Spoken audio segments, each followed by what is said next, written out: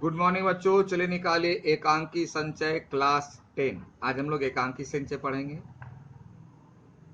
Lesson बहुत लंबा है ना। चलिए आइए, पेज नंबर 86 दीपदान हम लोग पढ़ रहे थे, है ना, जिसमें पेज नंबर 86 का पहला पैराग्राफ समाप्त कर चुके थे कि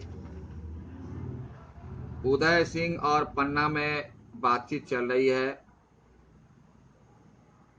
और उदय सिंह जो है वह रूठ कर चला गया है सोने के लिए।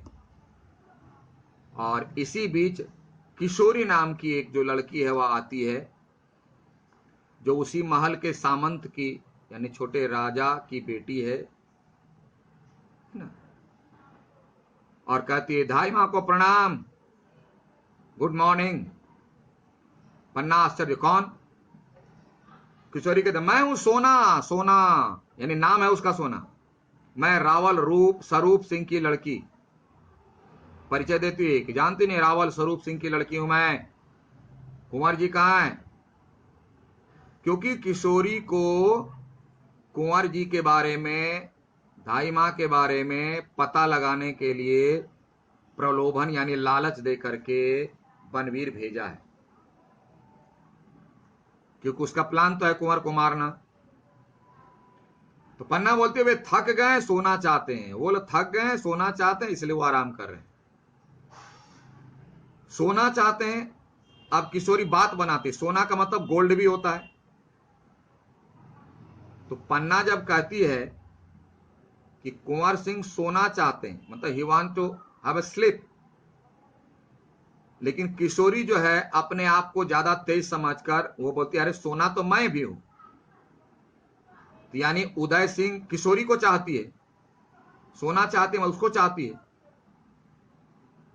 कंफ्यूज करती है पन्ना को। बोला तो मैं भी तो सोना हूं। हंसती है, बोला अरे मैं भी तो सोना हूं।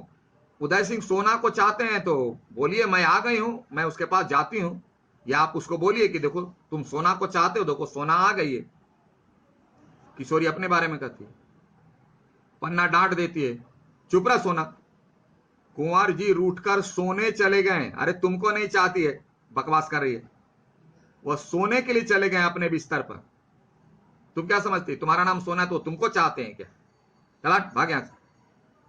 तुम लोग कुंवर को नाच गाने की ओर खींचना चाहती हो। बोले तुम उसको नाच गाने की ओर खींचना चाहती हो, अट्रैक्ट करना चाहती हो, उसको फंसाना चाहती हो, तुम फंसाकर उसके मरवाना चाहती हो। सोना बोलती है क्या तुलजा भवानी के सामने नाचना कोई बुरी बात है? बोले दाई माँ आप बोलते हैं फंसाना चाहते हो, आकर्षित करना चाहते हो। अरे भगवान के सामने नाचना बुरी बात है क्या? देवी माँ के सामने, तुलजा भवानी कुल देवी है, बुरी बात है?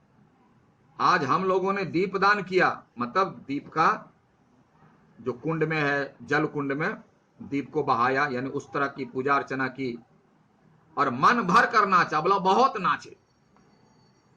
कुंवर जी भी तो बड़ी देर तक हमारा नाच देखते रहे। बोला वो भी तो देख रहे थे नाच, इसका मतलब उनको नाच देखना बहुत पसंद है, अच्छा लगता है। मैं भी उनको देखकर बहुत नाची। बोला हम भी जब कुंवर देख रहे थे तो उनको खुश करने के लिए वह भी बहुत नाची है, उनको हमारा नाच बहुत अच्छा लगा, तभी तो इतनी देर तक देख रहे थे वो। देखो पैरों की ये ताल, वो पैर में जो पायल पहने उसको छमकाकर वो दिखाती है पन्ना दाई को, झनकार करके। पन्ना डांटती है बस बस सोना बस, बहुत तुम स्टाइल मार दी। अगर तू रावल जी की लड़की ना होती, बोला अगर तू रावल जी की लड़की ना होती, क्योंकि रावल जी एक सम्मानित छोटे राजा हैं, बड़े मंत्री, अगर ना होती उसकी बेटी तो मैं तुम्हारी टांग तोड़ देती। अभी बहुत बातें बनाती है। तो पन्ना बोलती है क्या कर लेती, कटार भोंक देती क्या? मैंने कटार मतलब दो धारी तलवार होती, छोटा सा इतना। बोला तुम हमारा मर्डर कर देती। जोर से हंसती है, अट्टा जोर से हंसना, हा हा हा हा।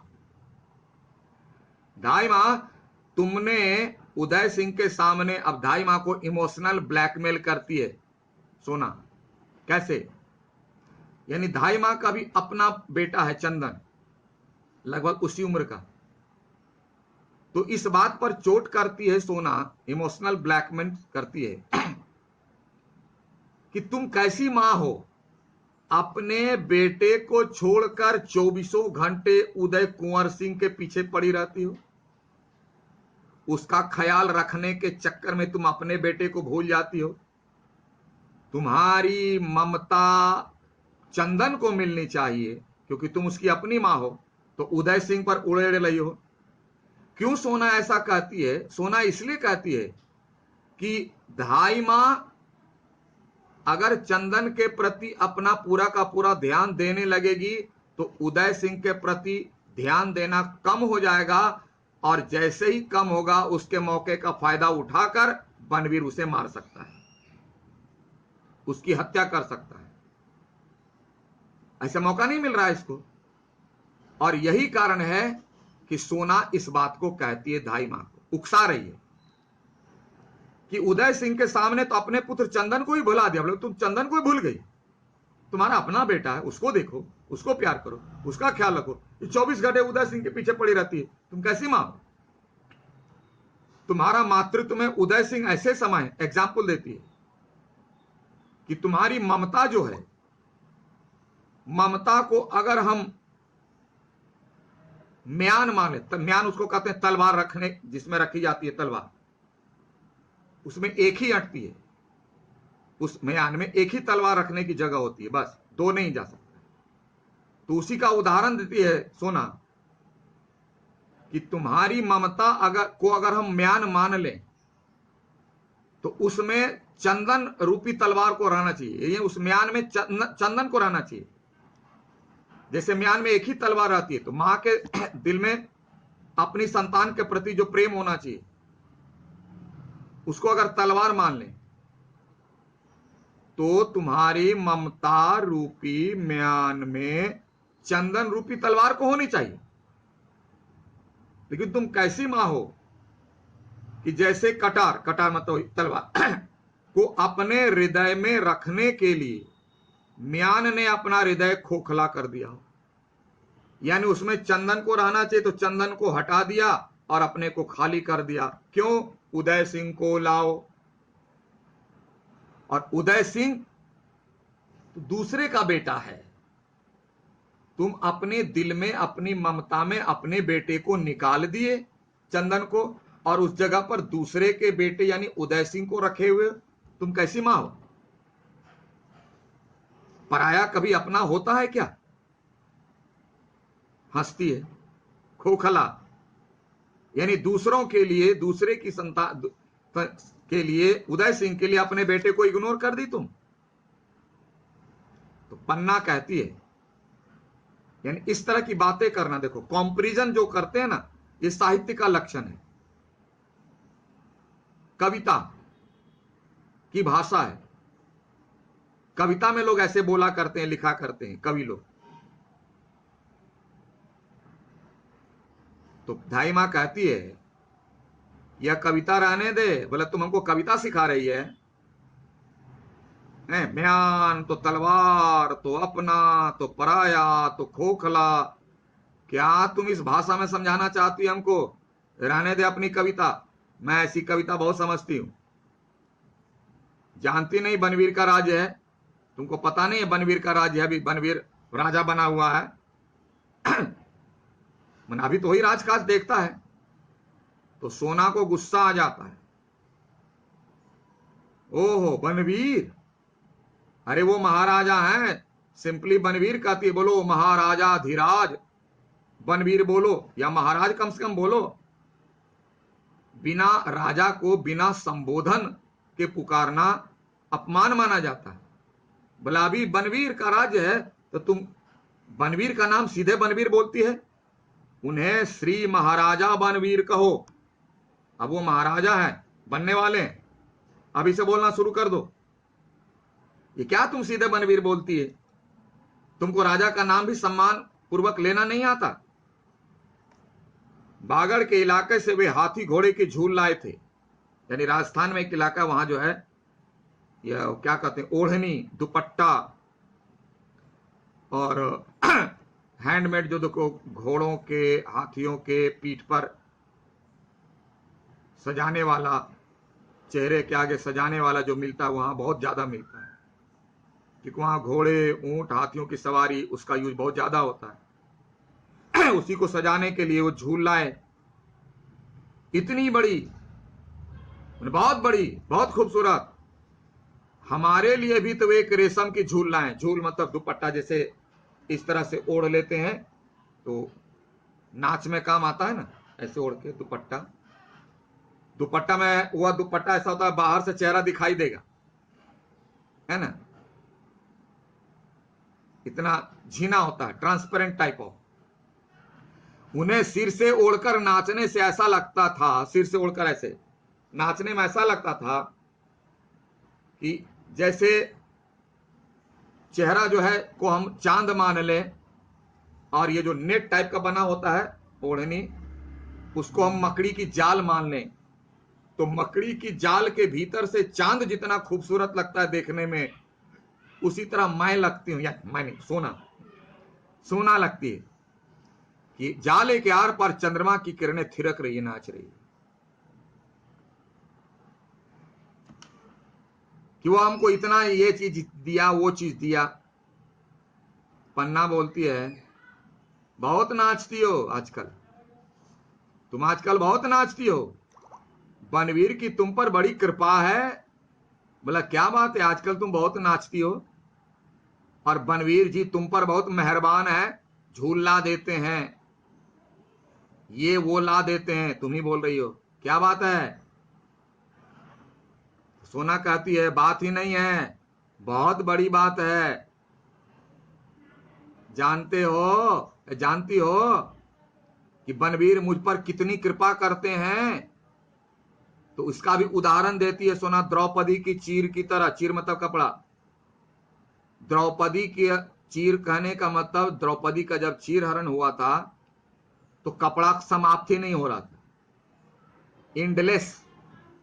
तो उसी का एग्जाम्पल देती है सोना कि द्रौपदी की चीर की तरह बनवीर की मुझ पर कृपा है, यानी बनवीर की कृपा सोना पर से कभी खत्म नहीं हो सकती, एंडलेस कृपा है। आज प्रातःकाल उन्होंने मुझे बुलाया, बोला जानते हो आज प्रातःकाल मुझे बुलाया, बनवीर मुझे बुलाया। अगर तुमको मोदी साहब बुला लें, राष्ट्रपति महोदय बुला लें, तो कितना ने हमको राष्ट्रपति बुलाया, वही सोना करे, प्राउड फील करे घमंड से। जानते हो बनवीर मुझे आज बुलाया और कहा धाई मां तुम बुरा तो नहीं मानोगी। बोले धाई मां बता दूं, तुम बुरा तो नहीं मानोगी, बता दूं उन्होंने मुझे क्या बोला। बोला मैं क्यों बुरा मानूंगी। बोला हमको बुरा मानने इसका, वो किसी को कुछ बोले, क्योंकि धाई मां सिर्फ अपने काम पर ध्यान देती है, दूसरों पर कान नहीं देती। तो सोना बोलती है तो सुनो क्या बोले वो। उन्होंने कहा, यानी बनवीर ने कहा, महल में धाई मां अरावली पहाड़ बनकर बैठ गई है। यानी राजस्थान में अरावली का पहाड़, हिस्ट्री में पढ़ोगे, चारों तरफ से बाउंड्री वॉल टाइप का घेरा हुआ है सुरक्षा के लिए। ऐसा लगता है कि नेचर ही सुरक्षा के लिए मैंने बाउंड्री वॉल कर दिया।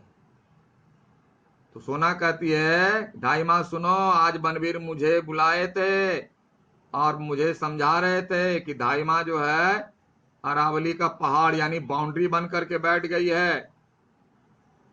हंसती है। तो बनवीर ने सोना को कहा कि तो तुम लोग बनास नदी बनकर बहो ना। बनास नदी बनकर मतलब ये, अगर अरावली का पहाड़ है तो तुम बनास नदी, वहां एक नदी है जिसका नाम है बनास, राजस्थान में। और वह बनास नदी में जब पानी का बहाव होता है ना, बड़ी तेजी से बहता है। तो ये पहाड़, पहाड़ इसको पतला होगी, इसको लेते हैं पहाड़। तो इधर अगर रोकता है तो तुम इधर से निकल जाना। जैसे पहाड़ अगर सामने नदी के बहाव को रोकता है तो पानी क्या करता है, किनारे से निकल जाता है, या ऊपर से ओवरफ्लो करके। नहीं बोला तुम लोग ऐसा काम करो, हम लोग को समझा रहे थे, खूब नाचो गाओ, यूं आज कोई उत्सव का दिन नहीं था, बोला आज कोई फंक्शन थोड़े ही है, कोई फंक्शन नहीं। फिर भी मेरे बनवाए हुए मयूर पक्ष कुंड में दीप दान करो, बोला एकदम जल कुंड में दीप दान करो, नाचो गाओ खुशियां मनाओ। धाई माँ है, बनने दो उसको। मालूम हो जैसे भाव सागर में आत्माएं तैर रही हो, या जैसे मेघ पानी पानी हो गए और बिजलियां टुकड़े टुकड़े हो गए, यानी प्रलय मचा दो। इतना नाचो इतना गाओ कि प्रलय मचा दो, बनास नदी के तरह उफान से बहो। ये अरावली बन करके, पहाड़ बन करके जो बैठी दाई मां, ये कुछ नहीं बनेगी, कुछ नहीं कर सकेगी। ठीक है, तो आज इतना ही रहने दो। और अगर इस पैराग्राफ को पूरी तरह नहीं समझ पाएगा, मैं भी संतुष्ट नहीं हूं, तो अगले क्लास में इस पैराग्राफ को लेकर चलेंगे। ठीक है, okay, thank you, have a nice day.